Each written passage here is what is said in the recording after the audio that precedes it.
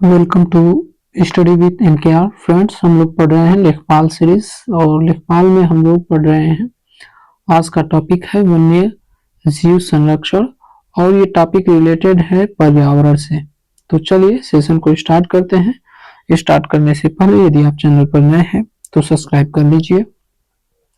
Wild life conservation, वन्य जीव संरक्षण।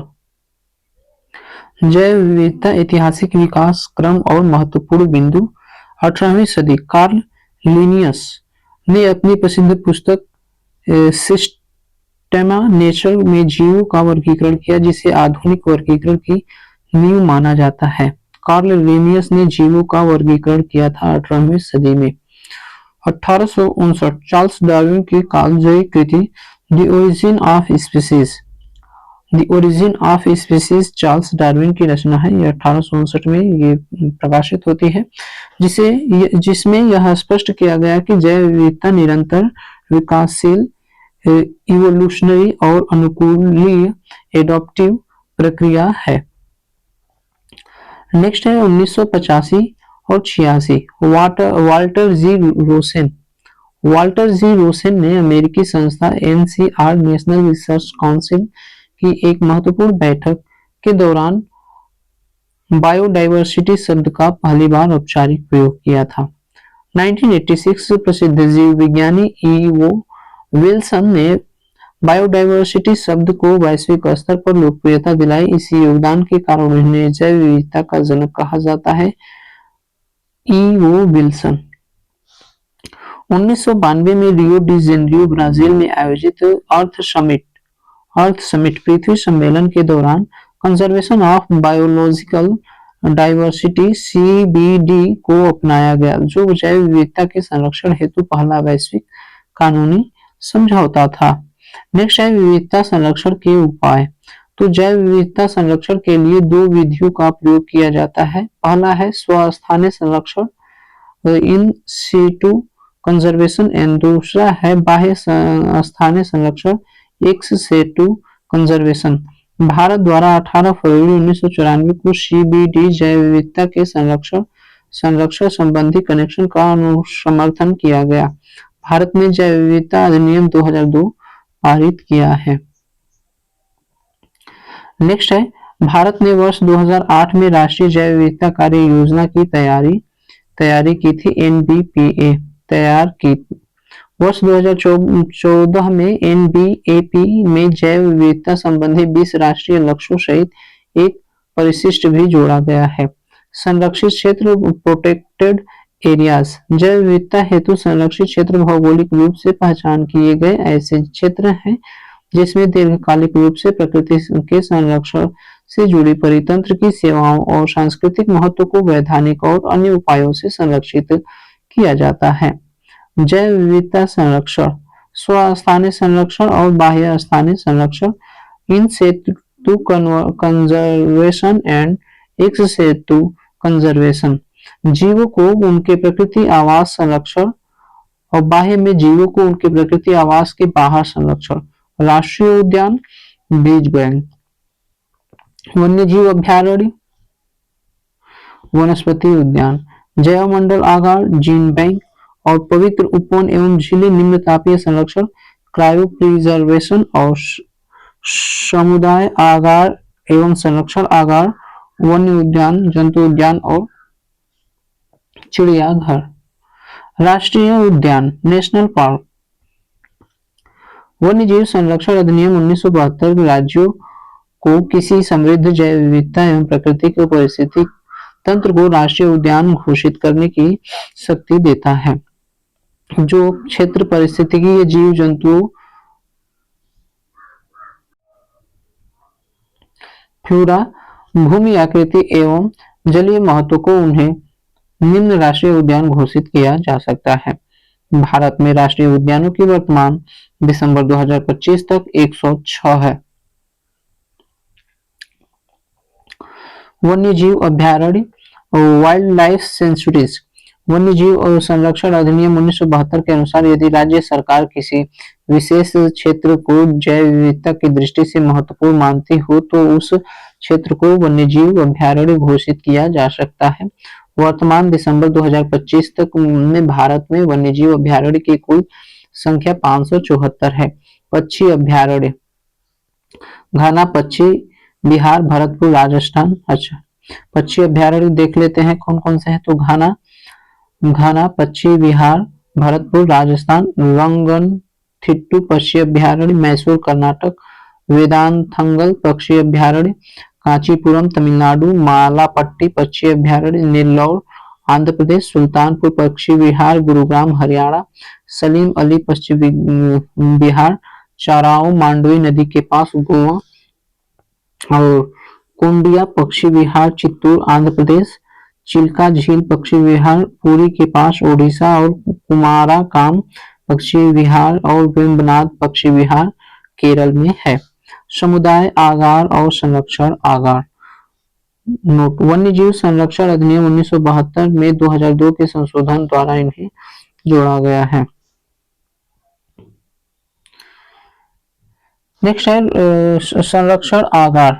तो संरक्षण आगार क्या है? यह राज्य सरकार के अधिकार वाली भूमि होती है जो राष्ट्रीय उद्यान या अभयारण्य में संलग्न है। इसका प्रबंधन संरक्षण आरक्षित प्रबंध समिति द्वारा किया जाता है। भारत का पहला संरक्षण आगार तमिलनाडु के तिरुनेलवेली में खोला गया है। समुदाय आगार यह वह क्षेत्र है जो सरकारी आगार के अंतर्गत नहीं है लेकिन समुदाय के संरक्षण हेतु घोषित किया गया है। इसका उद्देश्य जीव जंतु के साथ परंपराओं और सांस्कृतिक मूल्यों का संरक्षण करना है।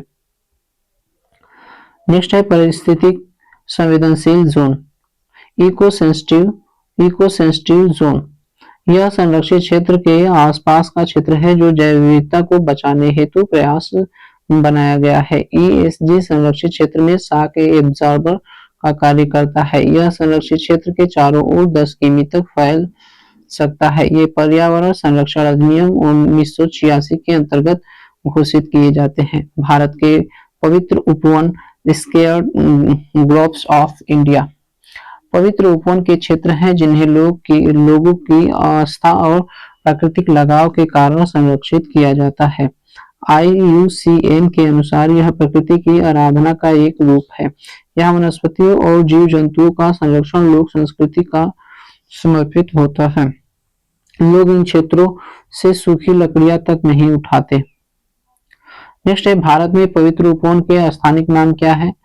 तो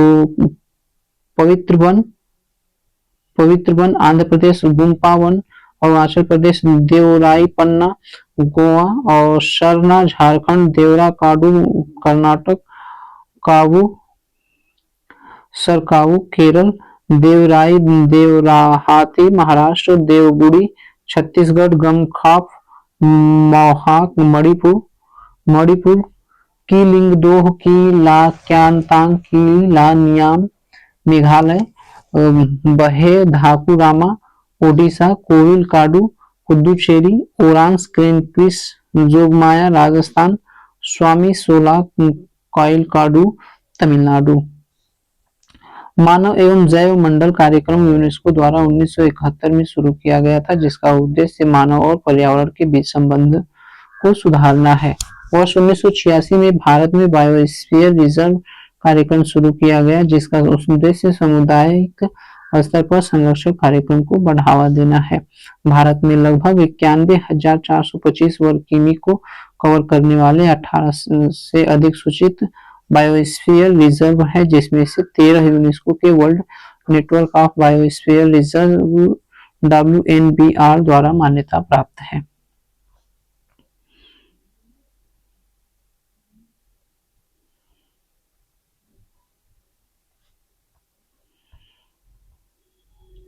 अधिसूचना नाम राज्य क्षेत्रफल वर्ग किलोमीटर में है और क्या MAB मान्यता प्राप्त है या नहीं। तो देखते हैं 1986 में नीलगिरी 1986 से अधिसूचना वर्ष दिया है 1986 से है। नीलगिरी बायोस्फीयर रिजर्व तमिलनाडु में है, इस केरल कर्नाटक में है। इसका क्षेत्रफल लगभग 5,520 वर्ग किलोमीटर हो जाता है और ये MAB द्वारा मान्यता प्राप्त है। 1988 नंदा देवी बायोस्फीयर रिजर्व उत्तराखंड में है। ये 5,860 है और ये भी MAB द्वारा मान्यता प्राप्त है। नेक्स्ट है 1988 से नोक रेक बायोस्फीयर रिजर्व मेघालय में है, 820 वर्ग किलोमीटर में है और ये भी MAB द्वारा मान्यता प्राप्त है। 1989 मन्नार की खाड़ी बायोस्फीयर रिजर्व तमिलनाडु 10,500 वर्ग किलोमीटर में है। 1989 सुंदरबन बायोस्फीयर रिजर्व पश्चिम बंगाल 9,630। नेक्स्ट है 1989 मानस बायोस्फीयर रिजर्व असम 2,837 और लेकिन ये जो है MAB द्वारा मान्यता प्राप्त नहीं है। नेक्स्ट है 1989 great Nicobar biosphere reserve Andaman और निकोबार द्वीप समूह 885। 1994 सिमलीपाल बायोस्फीयर रिजर्व ओडिशा 4,374 वर्ग किलोमीटर। नेक्स्ट है डिब्रू साइखोवा असम में है, दिबांग अरुणाचल प्रदेश, पंचमढ़ी सिक्किम और अगस्त्यमलाई केरल तमिलनाडु में है।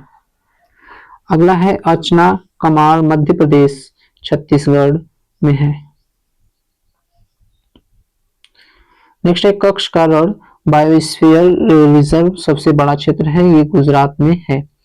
कोल्ड डिजर्ट हिमाचल प्रदेश और शेषाचलम हिल्स आंध्र प्रदेश में है।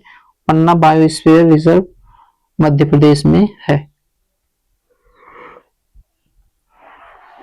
नेक्स्ट सितंबर 2025 में भारत के हिमाचल प्रदेश के कोल्ड डेजर्ट बायोस्फीयर रिजर्व को यूनेस्को के विश्व बायोस्फीयर रिजर्व नेटवर्क में शामिल किया गया। जैव विविधता विरासत स्थल एक विशिष्ट पारिस्थितिक तंत्र है जिसमें संकटग्रस्त घरेलू की स्टोन आदि प्रजातियां पाई जाती है। राष्ट्रीय जैव विविधता प्राधिकरण के अनुसार मई 2025 तक भारत में 49 जैव विविधता विरासत स्थल है।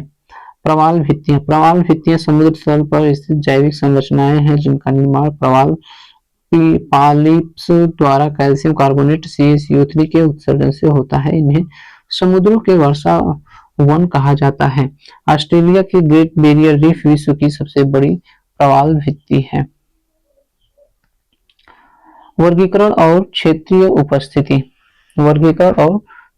उपस्थिति फ्रीजिंग तटरेखा से सीधे जुड़ी, बैरिंग रीफ तट से दूर लैगून द्वारा अलग ग्रेट बैरियर रीफ, एटोल वृत्ताकार द्वीप जैसे मालदीव, मिनिकॉय, लक्षद्वीप, पैंच रीफ, बिखरी हुई छोटी संरचनाएं जैसे कैरेबियन क्षेत्र। भारत में वितरण भारत में प्रवाल मुख्य रूप से लक्षद्वीप, एटोल, अंडमान निकोबार, मन्नार की खाड़ी और कच्छ की खाड़ी में पाए जाते हैं। चुनौतियां और संकट कोरल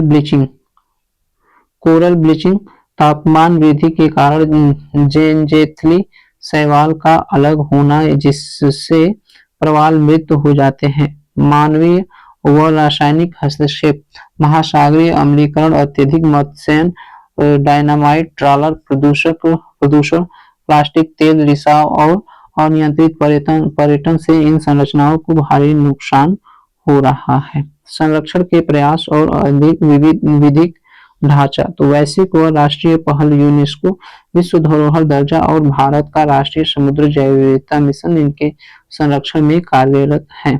समुद्री संरक्षित क्षेत्रों MPA और CRZ नियमों के माध्यम से मानवीय गतिविधियों को नियंत्रित किया जाता है। नेक्स्ट है पर्यावरण संरक्षण से संबंधित भारत के प्रमुख कानून। वन्य जीव संरक्षण अधिनियम 1972, वन्य जीव की सुरक्षा, जल अधिनियम 1974, वायु अधिनियम 1981, पर्यावरण संरक्षण 1986 और जैव विविधता अधिनियम 2002, पारंपरिक ज्ञान व संसाधनों की सुरक्षा। नियम प्लास्टिक अपशिष्ट 2016 और ई वेस्ट 2016 प्रबंधन नियमों के माध्यम से प्रदूषक पर अंकुश लगाने का प्रयास किया जा रहा है। नेक्स्ट है भारत में पर्यावरणीय संस्थाएं तो संस्था स्थापना, मुख्यालय, उद्देश्य पर्यावरण, वन एवं जल, परिवर्तन परिवर्तन यहाँ पर दिया है 1985 में इसकी स्थापना होती है। मुख्यालय न्यू दिल्ली ही है और उद्देश्य नीति निर्माण, कार्यान्वयन, पर्यावरण संरक्षण है। नेक्स्ट है कि केंद्रीय प्रदूषक नियंत्रक बोर्ड सीपीसीबी 1974 नई दिल्ली और वायु व जल प्रदूषक की निगरानी व नियंत्रण। राष्ट्रीय हरित अधिकरण 2010 में स्थापना होती है। नई दिल्ली में मुख्यालय है। पर्यावरणीय मुद्दों संबंधी देखभाल देखती है। भारतीय वन्यजीव संस्थान 1982 देहरादून से वन्यजीव अनुसंधान एवं प्रशिक्षण संबंधी कार्य करना। भारतीय वन संरक्षण 1981 देहरादून से वनों की स्थिति और क्षेत्र का सर्वेक्षण करना। राष्ट्रीय जल विकास एजेंसी 1982 नई दिल्ली जल संसाधन का विकास व योजनाएं बनाना। केंद्रीय चिड़ियाघर प्राधिकरण 1982 नई दिल्ली चिड़ियाघरों को मान्यता, तकनीकी एवं वित्तीय सहायता देना। राष्ट्रीय जैव विविधता प्राधिकरण 2003 चेन्नई देश के जैविक संसाधनों से उत्पन्न होने वाले लाभ के सतत उपयोग, निष्पक्ष एवं न्यायसंगत बंटवारा। नेक्स्ट है वन्यजीव अपराध नियंत्रण बोर्ड 2007 नई दिल्ली भारत में संगठित वन्यजीव अपराध से निपटना एवं उसका नियंत्रण करना। भारतीय पशु कल्याण 1962 बल्लभगढ़ पशु कानूनों की निगरानी करना, पशु कल्याण संगठनों को अनुदान करना। भारतीय वन प्रबंधन 1982 भोपाल वानिकी प्राकृतिक संसाधन प्रबंधन तथा संबंधित क्षेत्र में प्रशिक्षण और अनुसंधान। नेक्स्ट है अंतर्राष्ट्रीय पर्यावरण कन्वेंशन और समझौते आईपीसीसी 1988 जिनेवा स्विट्जरलैंड इसका मुख्यालय है। Intergovernmental panel on climate change जलवायु परिवर्तन पर वैज्ञानिक मूल्यांकन करना इसका काम है। CITES 1975 जिनेवा स्विट्जरलैंड और वन्य जीवों के व्यापार पर नियंत्रण करना। CBD convention on biological diversity 1992 Montreal Canada और जैव विविधता का संरक्षण। Ramsar convention wetland 1971 Gland Switzerland में होता है। आर्द्रभूमियों का संरक्षण करना। Basel convention hazardous waste 1989 Geneva Switzerland खतरनाक अपशिष्ट सीमा पर आवागमन पर नियंत्रण करना। ये क्योटो प्रोटोकॉल है, क्योटो नहीं है, ये अगला है। स्टॉकहोम कन्वेंशन 2001 में होता है। जिनेवा स्विट्जरलैंड में दीर्घकालिक जैव संचित प्रदूषकों का नियंत्रण करता है। नेक्स्ट है पेरिस समझौता 2015 में होता है। UNFCCC वैश्विक तापमान वृद्धि पर रोक लगाता है। क्योटो प्रोटोकॉल 1997 UNFCCC बार्न जर्मनी में होता है। ग्रीन हाउस गैस उत्सर्जन की कमी इसका उद्देश्य है। स्टॉकहोम सम्मेलन 1972 स्वीडन संयुक्त राष्ट्र पर्यावरण कार्यक्रम UNEP का गठन होता है। नेक्स्ट है ये संस्था है और इसका यहाँ पर पूरा नाम है, स्थापना वर्ष, मुख्यालय और उद्देश्य है।